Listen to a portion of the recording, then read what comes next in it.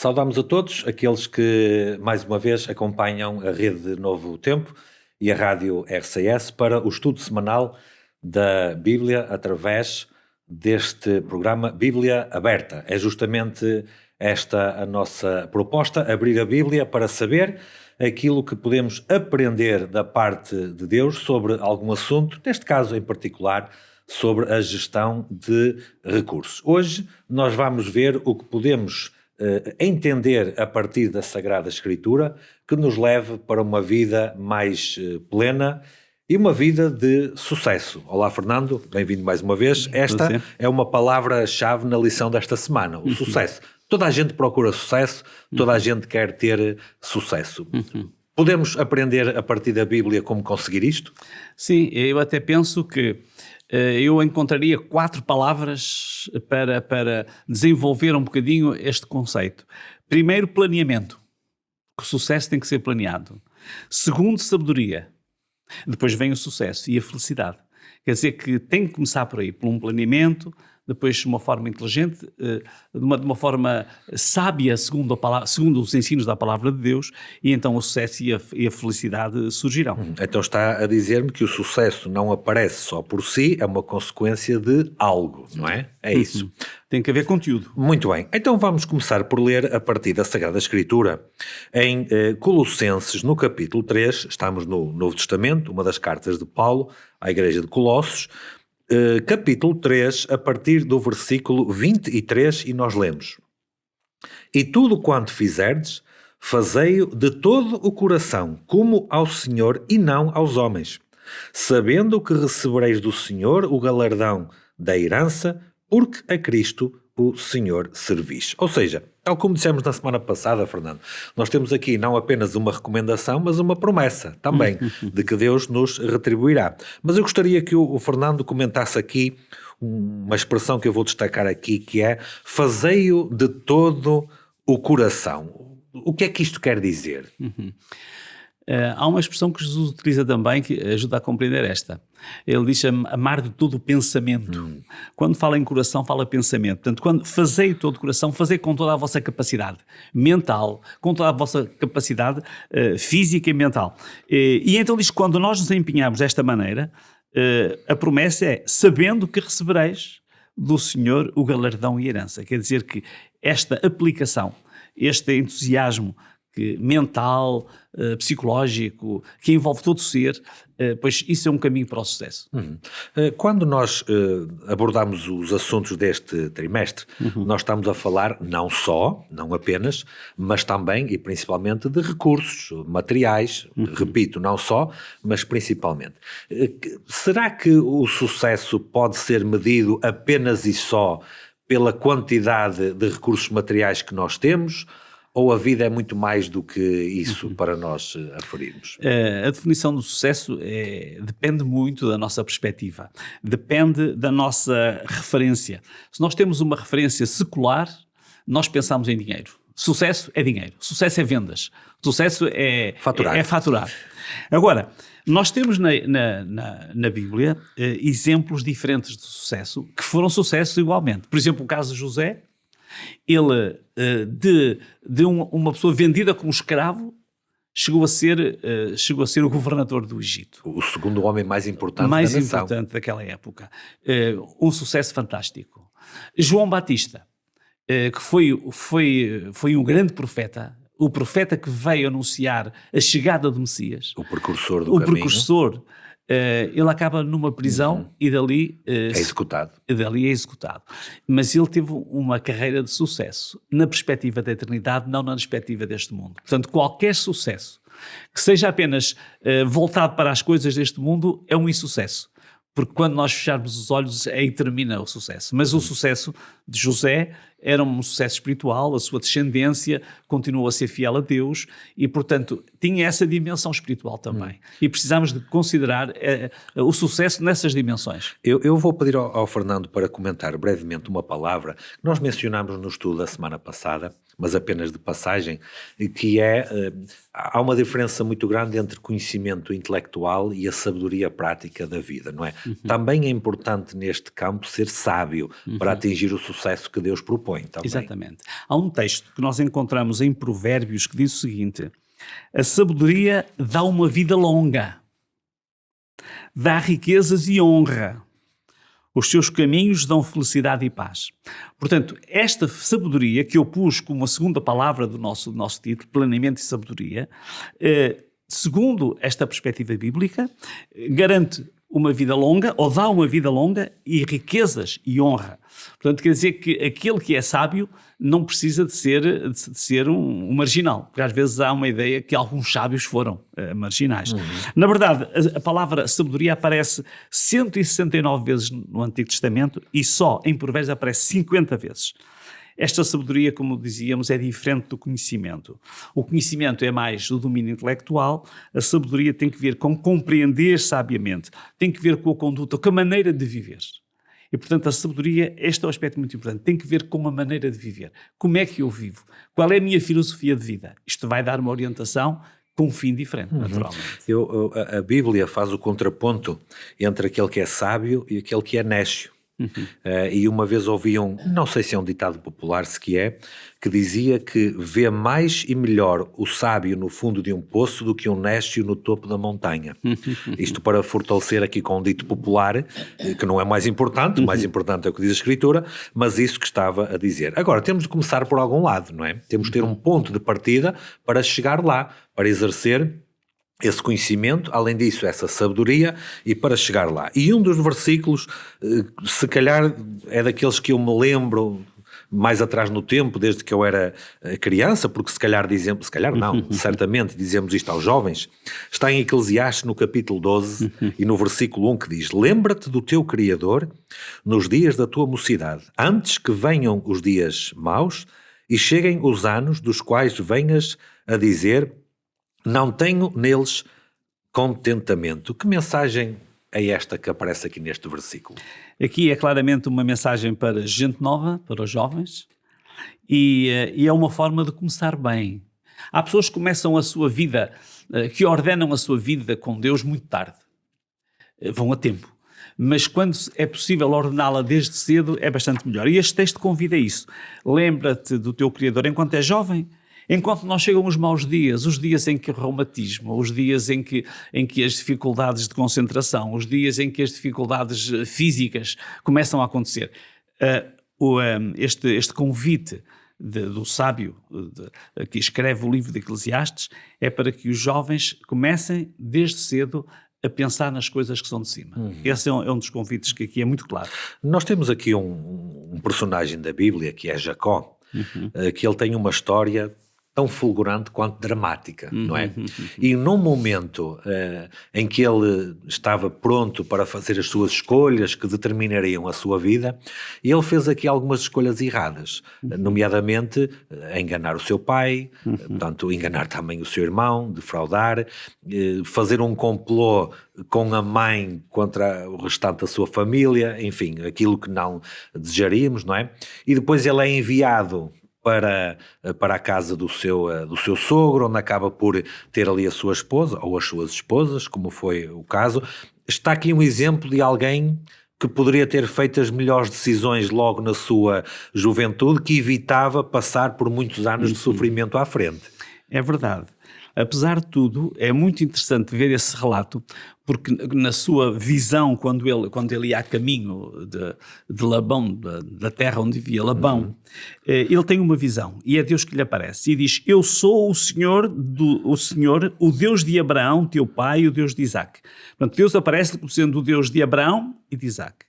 E depois daquele episódio em que ele tem esta visão e esta relação com Deus, mais adiante, no versículo 21, então quem diz é Jacó. Ele diz: e eu em paz tornar à casa do meu pai, o Senhor será o meu Deus. Sim. Quer dizer que ele, apesar dos seus erros, Deus tinha-lhe dito que era o Deus do seu pai e do seu avô. Agora ele diz: Deus vai ser o meu Deus.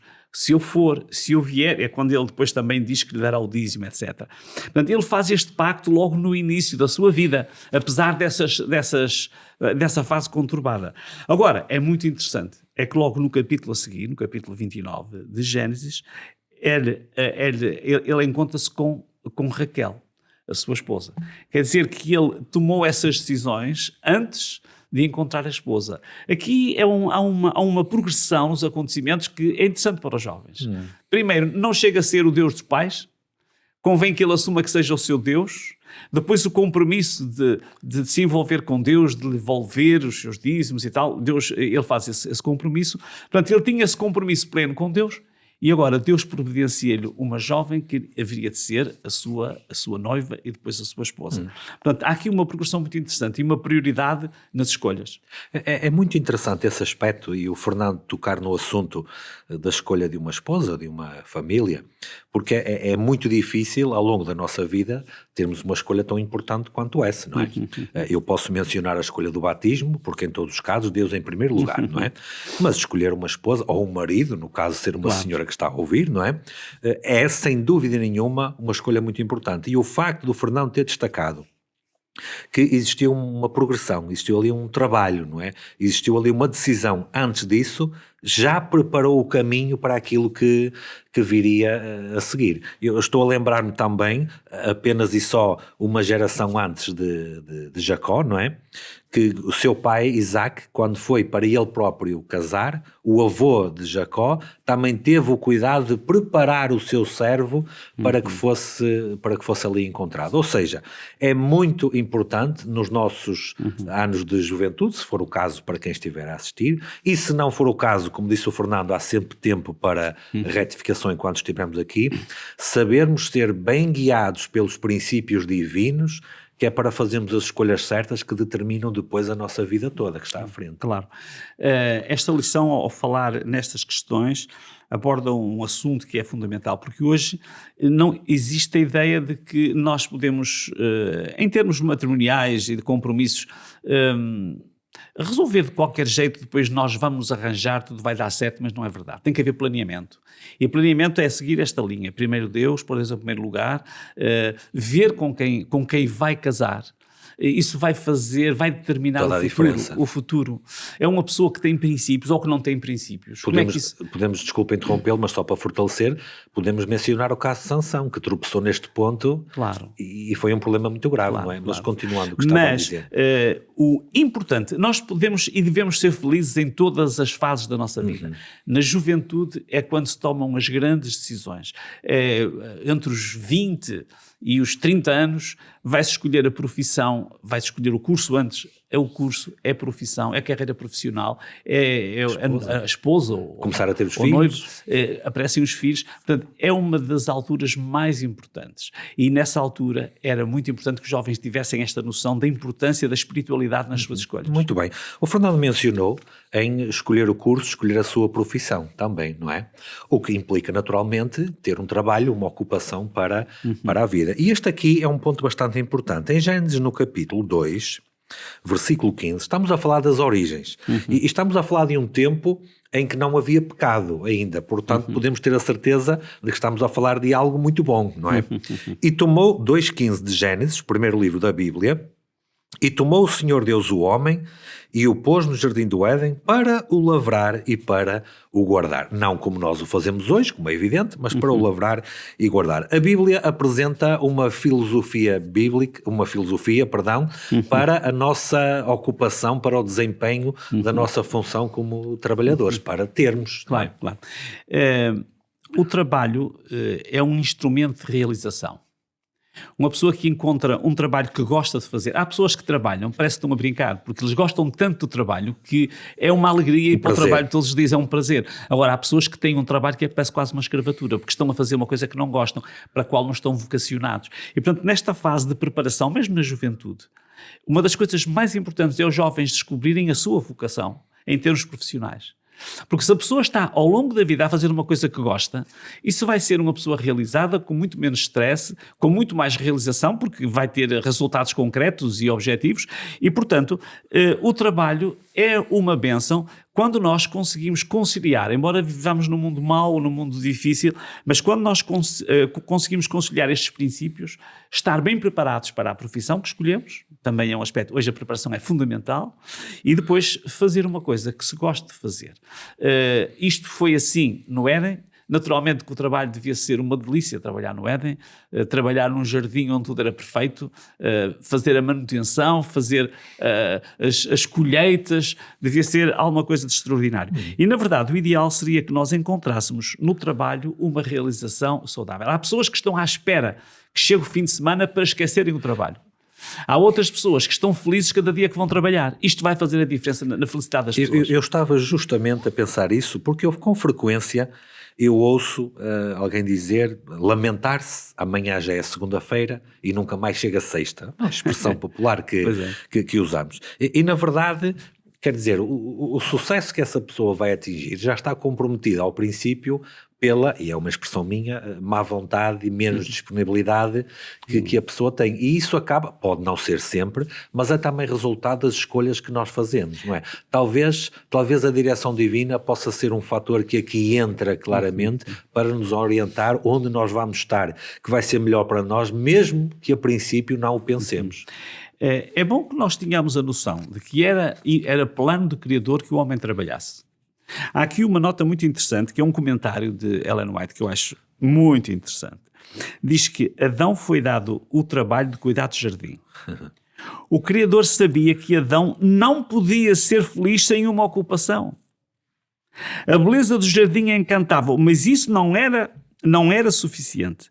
Precisava de ter trabalho que exercitasse os maravilhosos órgãos do corpo. Se a felicidade consistisse em não fazer nada, o homem no seu estado de inocência teria sido deixado sem ocupação. É um comentário fantástico. Nós temos que estar ocupados. Eu às vezes costumo muito ver, e agora não falando já nos jovens nem naqueles que estão na idade laboral, mas há pessoas que chegam à idade de se aposentar e não fazem mais nada. Eu acho que é uma crueldade, porque as pessoas degradam-se porque não estão a fazer nada. Nós devíamos ter sempre uma ocupação compatível com as nossas capacidades, talvez pela idade, pode haver limitações, mas devíamos sentir-nos felizes por estarmos ocupados. E devíamos estar gratos a Deus cada dia que temos alguma coisa para fazer, porque não ter nada que fazer é a coisa mais estranha que pode acontecer. E este texto diz-nos que, apesar de não estarem no jardim, que era uma beleza indescritível, ele não era feliz se não tivesse ocupação.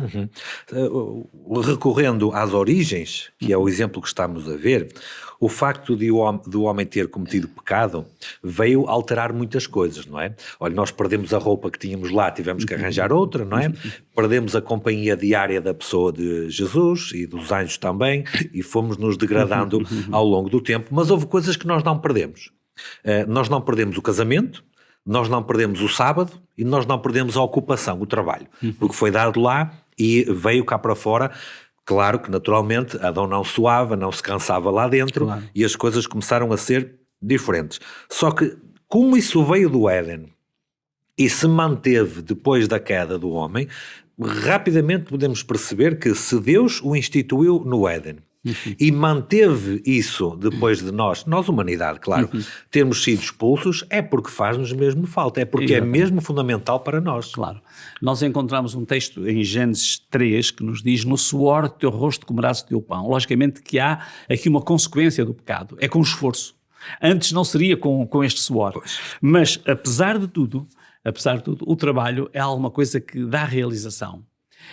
Nós não podemos imaginar melhor do que professores realizados, do que médicos realizados, do que enfermeiros realizados. A frustração de muitas pessoas às vezes é não se sentem realizados naquilo para que se prepararam.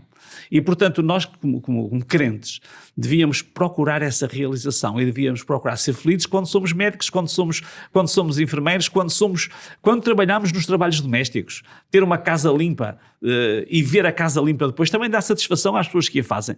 Portanto, devíamos sentir a realização e a felicidade no trabalho. Nós provavelmente, a maior parte das pessoas, pelo menos, se tudo correr normalmente, a esperança média de vida se cumprir, nós se calhar trabalharemos à volta de 4 décadas, não é? Talvez um pouco mais, claro, alguns até bastante mais do que isso, mas a grande parte da nossa vida, ou uma maior parte, é justamente passada nessa ocupação do nosso trabalho. Há um propósito para além de nos mantermos ocupados, desde logo, claro, a subsistência, podemos ganhar o o nosso pão de cada dia, não é? E podemos até fazer aquilo que falámos na semana passada, que é Deus nos abençoar com o suficiente para depois beneficiarmos também os outros. Ou seja, há uma série de circunstâncias aqui à volta que beneficiam a nossa vida e a dos outros ao nos ocuparmos com um correto planeamento, com corretas escolhas para atingirmos o sucesso da nossa vida. Claro.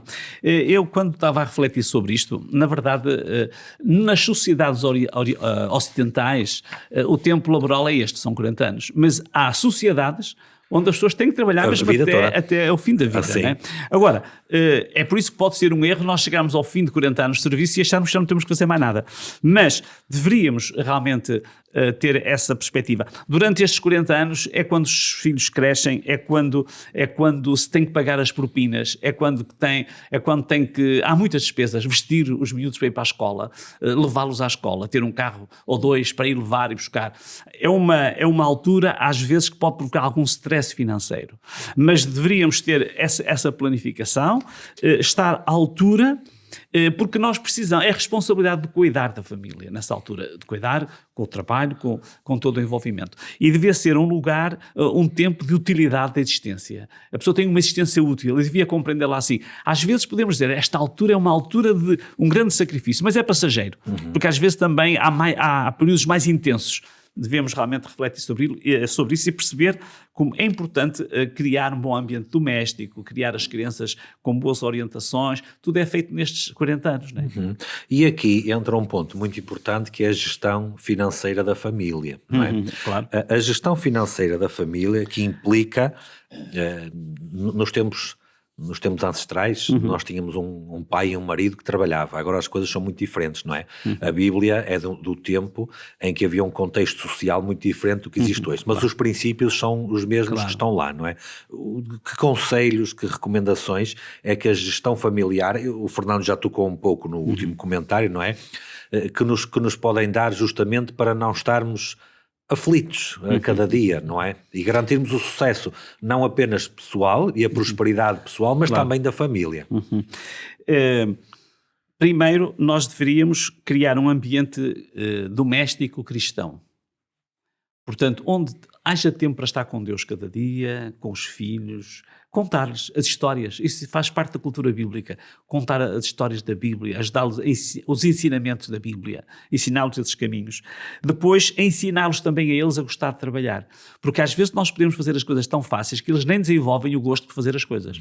Mas é muito bom ajudá-los a fazer as coisas da casa, quando estamos a trabalhar no jardim, convidá-los para ajudar. Não é pela sua ajuda, é para que eles se envolvam, porque eles sintam que são úteis e que aquilo é essencial à vida.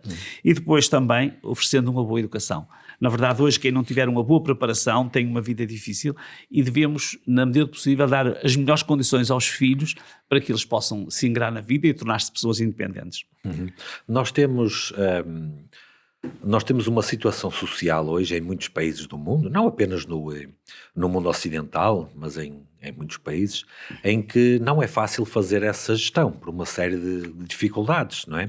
E depois temos outros problemas que surgem atrás desses. Contudo, a Bíblia aponta a importância de mantermos a nossa integridade de valores e de princípios no meio de um mundo caótico. Eu tenho uma ocupação profissional num setor em que eu costumo dizer, às vezes a brincar, outras vezes nem tanto, é muito fácil eu me deparar com alguma esperteza comercial, para não usar outra expressão menos delicada, não é?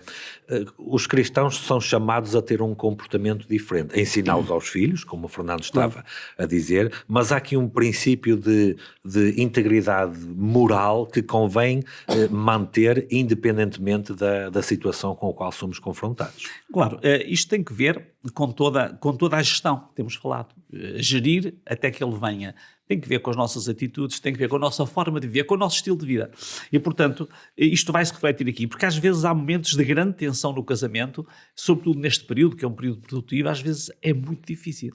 Ter filhos na escola, às vezes tem horários de aulas tremendos que é preciso buscar e levar. Desconectados também. Exatamente.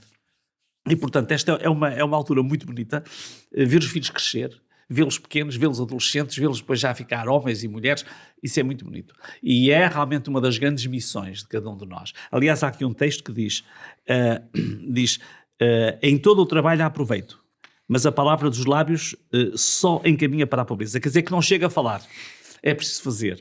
E, portanto, convém ter essa consciência e perceber que há momentos da vida em que nós estamos mais estressados porque a própria vida nos obriga a isso. Mas devemos ter essa filosofia de base para poder ultrapassar. Nós temos uma circunstância, agora um pouco na vida prática, está-me a ocorrer, que o Fernando pode comentar muito melhor do que eu, que é a importância daquela família mais alargada também, não é?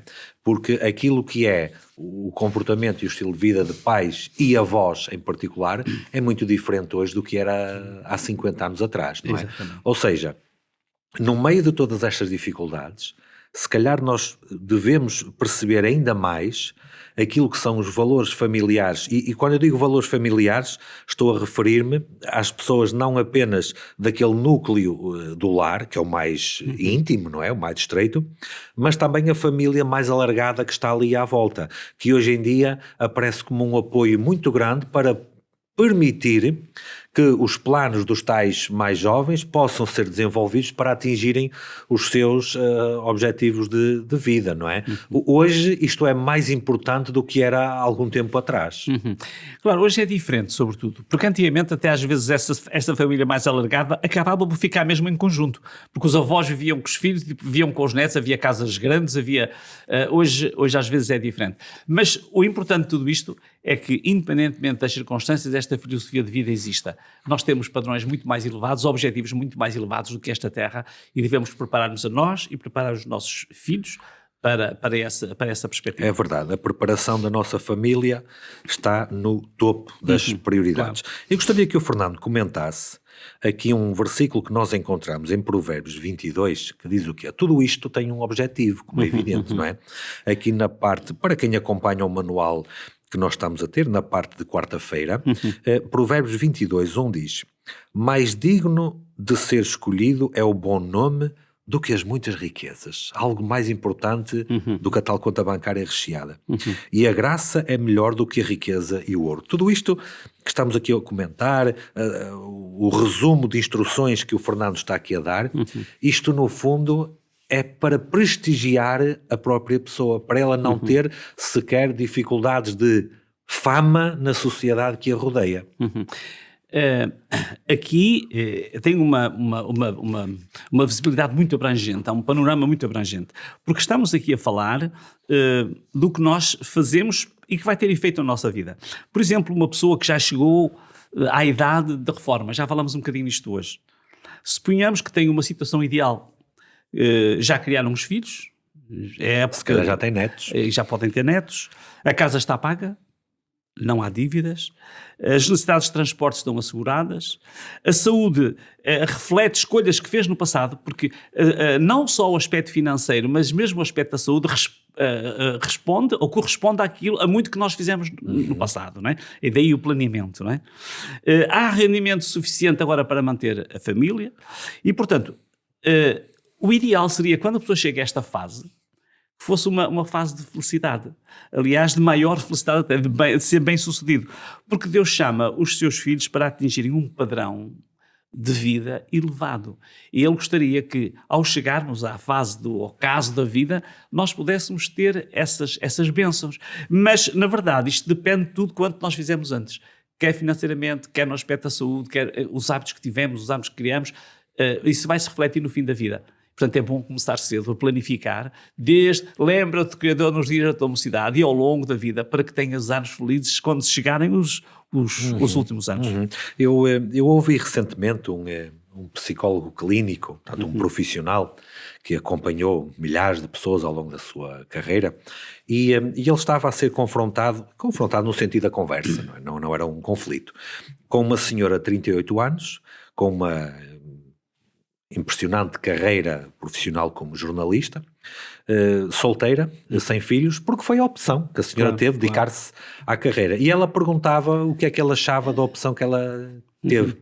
E a resposta que ele deu foi: a minha experiência, que eu sei que não é incomum e que se alastra, é que a partir dos 45 anos, mais ou menos, é muito bom ter alguém à nossa volta, é muito bom ter uma família, é muito bom ter aquele núcleo alargado, e isso, à medida que o tempo vai avançando, faz toda a diferença. Ora, tudo isto tem a ver com as escolhas que foram feitas desde a adolescência para a frente. Claro, repare, Fernando, não estou a sugerir que aquela senhora vai ser miserável no resto da vida, não, claro. Nem pensar, foi uma opção. Mas há opções que depois naturalmente resultam de determinadas formas mais à frente, não é? Vai resultar num tipo de vida diferente, mais ou menos feliz, depende, há pessoas que são felizes de uma forma, outras são de outra, mas a verdade é que se nós tivermos essa planificação, vamos ter efeitos. Além disso, nós somos uma influência para aqueles que estão à nossa volta. É muito interessante, há aqui um texto referente a Labão, que há bocado falámos dele, que ele dizia ao seu genro, ao Jacó: se agora tenho achado graça aos teus olhos, fica comigo. Tenho experimentado que o Senhor me abençoou por amor de ti. Quer dizer que nós podemos ser um benefício, para usar a palavra bênção, que tem uma conotação muito espiritual, mas nós podemos ser uma mais-valia para aqueles que estão à nossa volta. Podemos ser uma influência positiva, podemos ser pessoas com quem as pessoas até se sentem inspiradas, ou o contrário. Portanto, há empresários que apreciam imenso o benefício que têm porque percebem que os seus funcionários, os seus empregados têm uma filosofia de vida diferente. O Fernando disse, a expressão que usou foi que nós podemos ser um benefício, uma mais-valia para aqueles que nos rodeiam.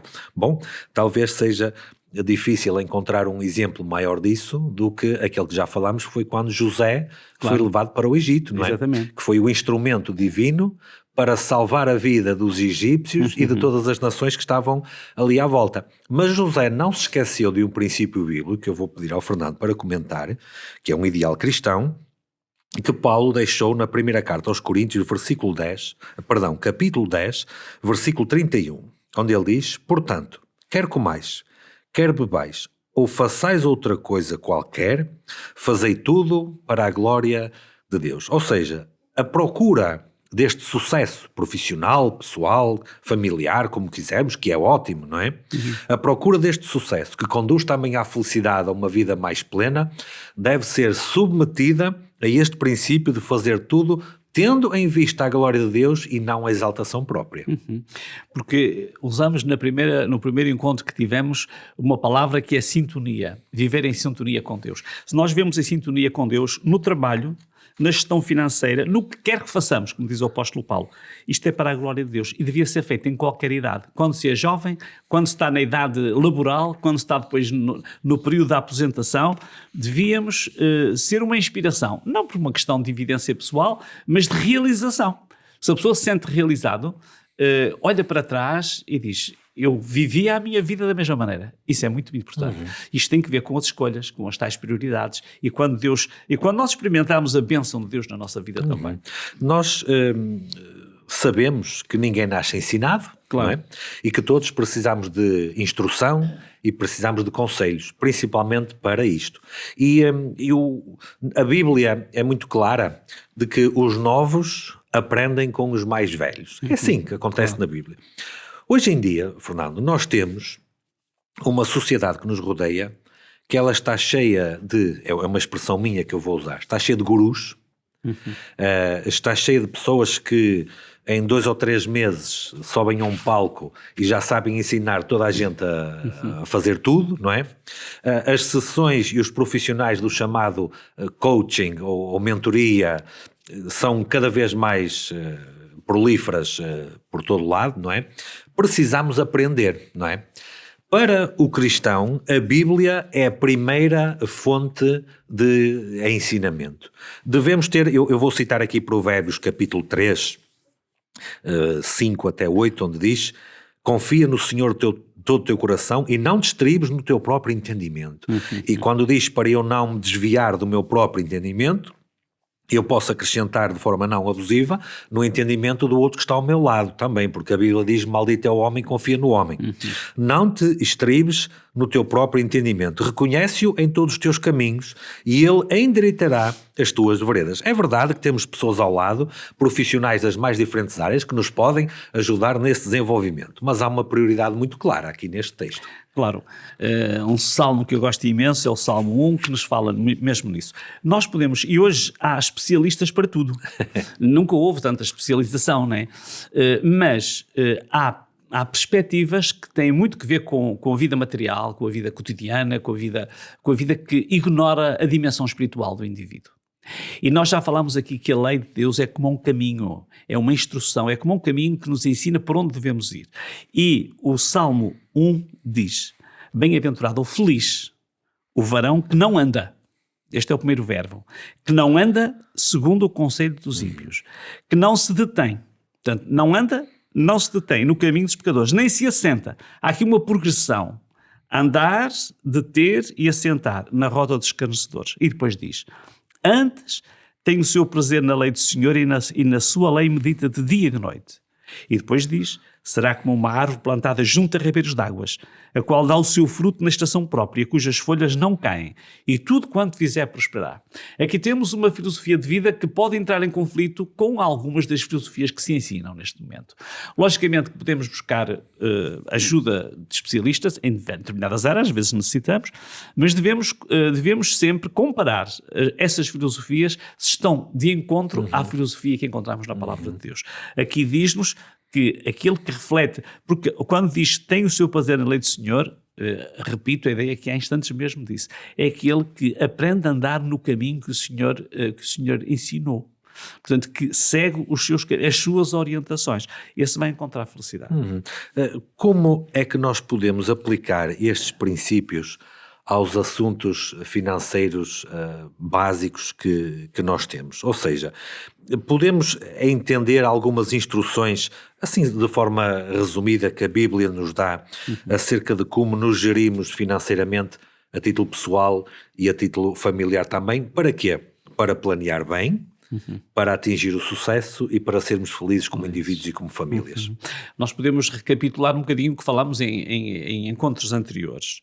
Organize-se, desenvolva um plano de despesas, estamos a falar de um orçamento. Saiba o que gasta e o que ganha, o que ganha e o que gasta. Gaste menos do que ganha. Este é um dos aspectos fundamentais. Há pessoas que estão a gastar mais do que podem. Poupe uma porção de cada período de pagamento. Quer dizer, nós cada mês devíamos ter uma percentagem, já falámos muito em percentagens, devíamos ter uma percentagem para o pé de meia. Quanto é que eu reservo este mês? Pode haver um mês em que não haja a mesma hipótese, mas o ideal seria que nós tivéssemos um plano. Eu quero reservar para ficar para uma emergência 10%, 15%, não sei, cada um saberá quanto pode, mas deveríamos ter alguma coisa. Às vezes há um medicamento que é preciso e que é caro.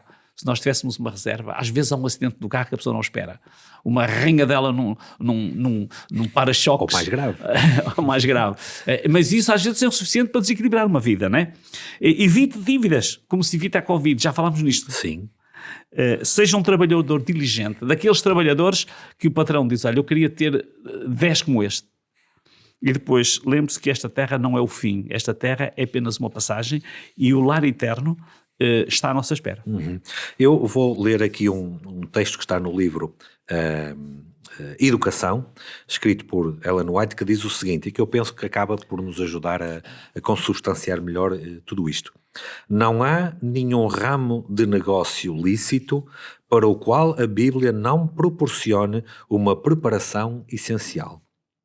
Os seus princípios de diligência, honestidade, economia, temperança e pureza são o segredo do verdadeiro sucesso. O ensino da Bíblia, e vou deixar o Fernando com a última palavra de hoje, o ensino da Bíblia precede todo o outro ensinamento. Exatamente. É uma orientação que nos pode ser útil em todos os aspectos da nossa vida. Na vida familiar, na vida financeira, na vida académica, na vida laboral. Portanto, nós encontramos orientações para tudo. Aliás, temos visto ao longo destes estudos que Deus deu orientações para que as pessoas fossem felizes. Normalmente, quando a pessoa desrespeita essas orientações, está a caminho da infelicidade, naturalmente. Não é por Deus castigar, é porque deixou de trilhar aqueles caminhos que levam realmente para uma vida equilibrada, tranquila e feliz. A Bíblia sempre, sempre e sempre é a fonte de todo o sucesso e de toda a felicidade. Muito bem, muito obrigado, Fernando. Nós, pela nossa parte, ficamos por aqui no estudo de hoje. Encontramos-nos já na próxima semana para continuarmos com este assunto. Desejamos para todos as maiores bênçãos de Deus e até mais.